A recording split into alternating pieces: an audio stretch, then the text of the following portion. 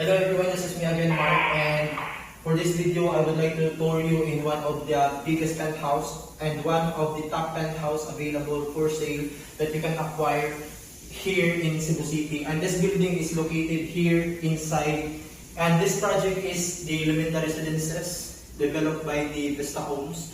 And we are now at the 21st level of this building, and all of the units here are penthouse. This one is penthouse, and this one is penthouse, but that one is already sold, and this one is already, we have ongoing client for this one. And we have 3 seats of elevator on this floor level.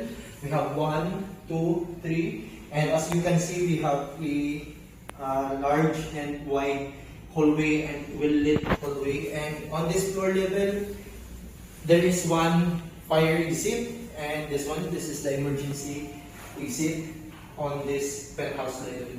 So in this 21st level, we have only 3 units, penthouse 1, 2, and 3. But the penthouse 3 has been sold, and the penthouse 2 is almost sold because we have ongoing client for that one. And this is the penthouse that I am going to show you. This is the biggest penthouse.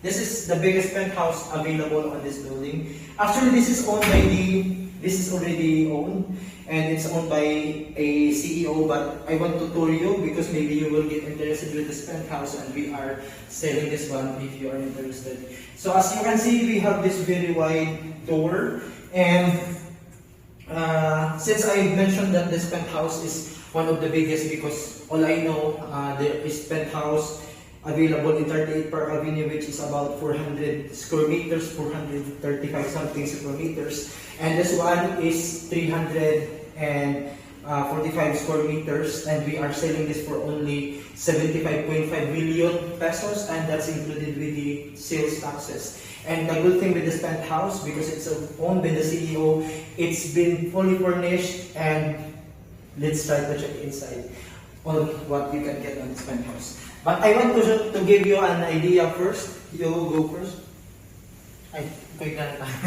So I would like, this is, upon you enter the penthouse, we have this very nice finishes. Do not take the because these are the photos of the owners, so do not put them on the video. So this is the entrance of our penthouse, and as you can see, we have this phone here, because you can dial this phone, and it will connect directly to the front desk or the lobby. So you go inside. And this doggy right here, this one is Milo. Milo, come here. Very good dog. So this penthouse is 3-bedroom penthouse, one helper's room, and a massive sky garden. We have barbecue area, barbecue station, and you have sky garden, and you have four balcony on this penthouse. And as you can see, it's really fully furnished because it's owned and lived by the CEO. However, we can still consider this one as good as brand new, because the CEO is only coming here for just a short time vacation and then go back to Australia. First, I would like to show. I really like this one. I small details, but it really matters. And first, Milo, come here. I would like to show you first this massive balcony, and you have this outdoor sitting sitting chairs here, and this is nice because I want to show you the view that you can get in this penthouse. You have the view of the ocean, the view of the city, the view of the mountain. As you can see, everything here. Come here. It's nice of your hostel here because it's really your top, and it's really a massive penthouse. It's really a massive balcony, and this is only 75.5 million, and it's about 345 square meters. Look at the view. You have this very nice view of the city. Even the city lights, the Marco Polo, the 128 Neville Hills, you can see from here.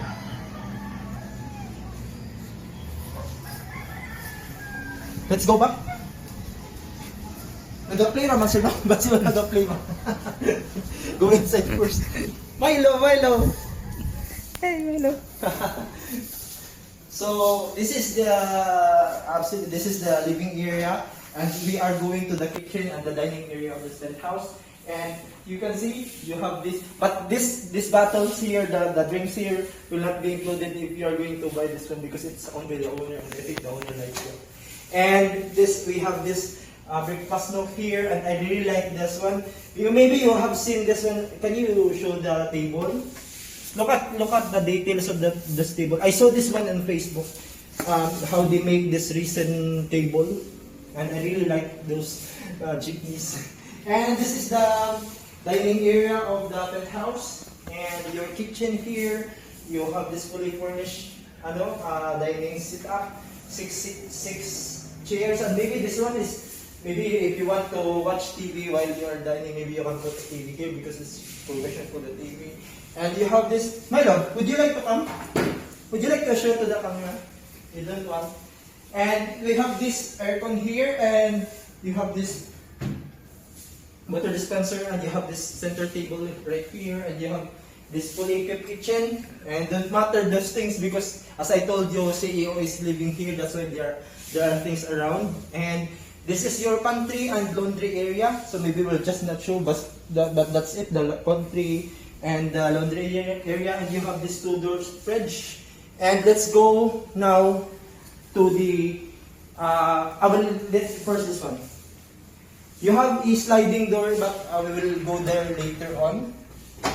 This one is a sliding door connecting to your barbecue area and sky garden. You have the garden there, and I like the garden because there are rosemary, and I really like rosemary. You put in a roasted chicken. And I will show you first this bedroom here.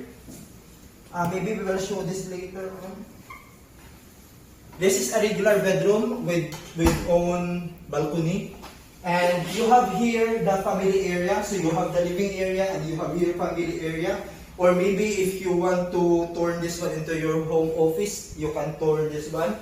And you have access going to your barbecue station and sky garden. But first, I would like to show you the main bedroom of this penthouse. This is another regular bedroom, but later on I will just show you later on. I will show you first the main bedroom. So we will just close this one is going to the main room with own, and this one is common toilet and bathroom. But I will show that later because I want to show you first the main bedroom of this penthouse. So let's go. And I really like it here because you have this massive toilet and bathroom. So this is the toilet and bathroom of the penthouse. And again, do not there are things because someone is living there actually. So you have here the walk-in closets. So we will not open her because there are things inside. But that's the walk-in closet, and you have this wooded wall. And I really like this one. It's onyx. This one is onyx. Yes. No, it's not onyx, it's plastic. Synthetic, and this one is padded. And I like it here because, like, you are in a capsule, that the noise outside. Again, there are photos, so we will not show the photos. So, on this main bedroom, you have 2 balconies. One and then this one. But we will show you first this balcony here. Because this is facing the southeast balcony, and the other one is north. How to open this one? Thank you. And wow.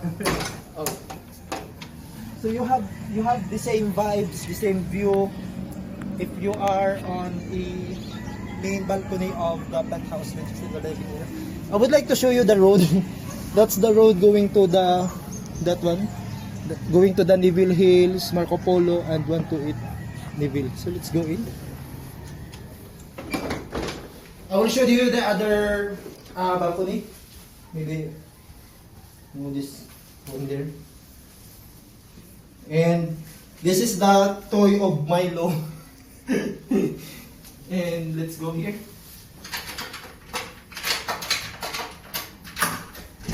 Alright. And you have this another balcony here. Wow, I really like this. And it's really not expensive, no?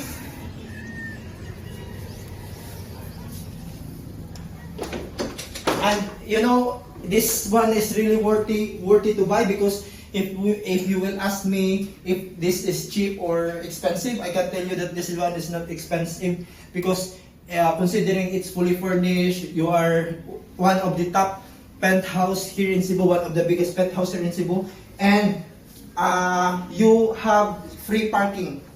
You have free parking slot on this penthouse. If you are going to buy this one, you don't have to worry for the parking, because we will give you a slot, basement parking. And this one is another, and I really like this one. I think I saw this on a showroom. I don't know, this is a common toilet and bathroom. We will not go there. And this one is room for the helper's room. And this one is another regular bedroom. But this will be the last room that we're going to check. We will check first the first regular bedroom here. And then I'll show, because it's picture. The owner is there. And this one is the regular bedroom with own toilet and bathroom. Yeah. And you have another balcony. So we will not go to the balcony, because we have seen the balcony on the main living area and the main bedroom area, and it's the same view. So you have 4 balconies, you have 3 bedrooms, 1 bedroom for the maid's room, and you have parking slot, basement parking slot, and you have exclusive, on this penthouse, you have exclusive emergency exit. And this is the 3rd regular bedroom of this penthouse, still fully furnished, and pwede naman sir makano na i-ara na yung motel niya. And this is the, I think this is the bread and butter or the cherry of this penthouse, because you have this very massive sky garden. And let's go, because enough talking. And I will bring you first to the kitchen garden, because like here.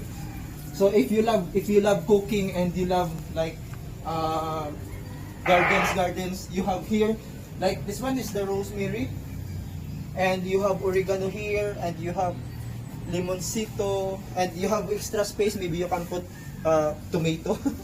And this one is, I don't know, I think this is chives, no, it's not. Garlic, and extra here. You can put your tomato. And let's go to your barbecue or grilling area. So if you have party and you have friends coming over, you can bring them here, because they will enjoy this place, because it's open area and you have those things for your barbecue and your chef. So this is another sitting area here, and you have also roof sitting area. And your view here are the mountains. I like the smell. Yeah, so this is it. This is the Sky Garden penthouse, and I will show you the last thing. I will show you this one. It's wet because it's the cleaning. And this one is the exclusive fire exit. So you have your exclusive fire exit. We will go.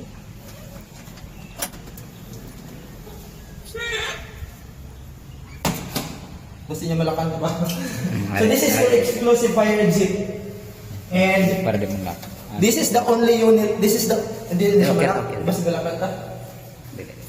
Dili okay. So this is the only unit having its own fire exit, and that's going down. So no other unit, even the penthouse 1 and the penthouse 2 and the penthouse 3. So no.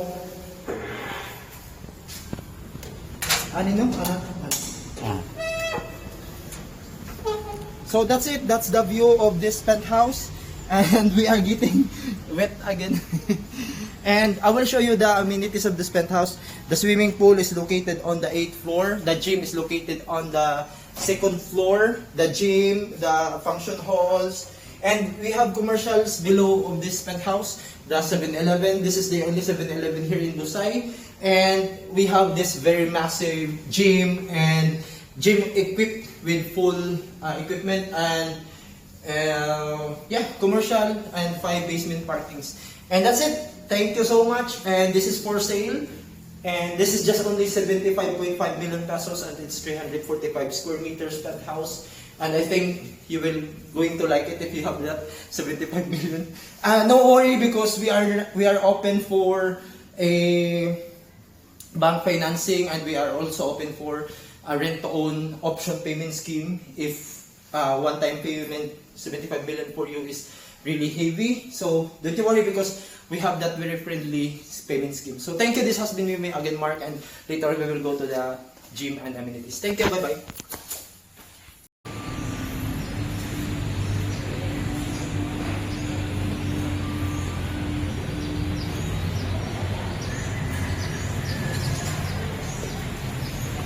This is the commercial area of the Lemenda. So 7-Eleven is here and that road is going to the Busay. And this is the main pick up and drop off of the Lemenda. And this is the main entrance and exit of the condo. This is the lobby.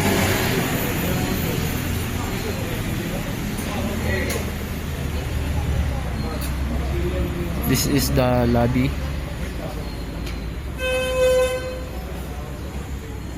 And I will bring you to the restaurant or the Casa Mesa restaurant.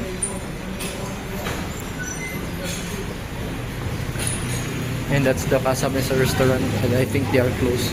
Closed? Closed. This is the Casa Mesa restaurant.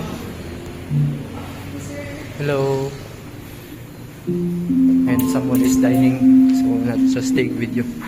I will give you here. I will give you a little tour.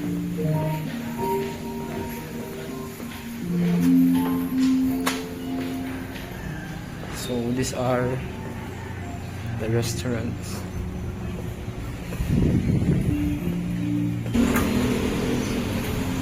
And I will show you the outdoor. There are koi there.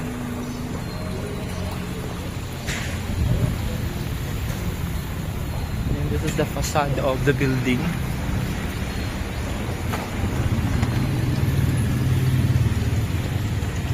And that's going to the parking.